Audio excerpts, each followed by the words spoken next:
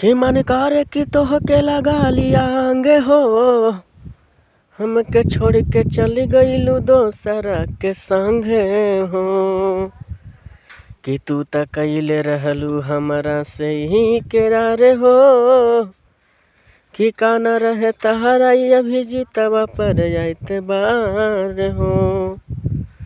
कि तहर नाम से त जीवन में कइले रहनी सीधी हो, कि तोहके भूले नहीं पावा तानी रिधी हो।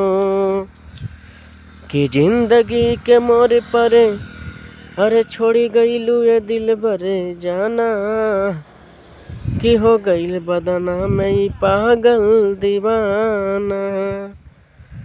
कि पही से पबी की गईलू ए दिल बर जानी, कि जानता जमाना अभी जीतवा के कहानी।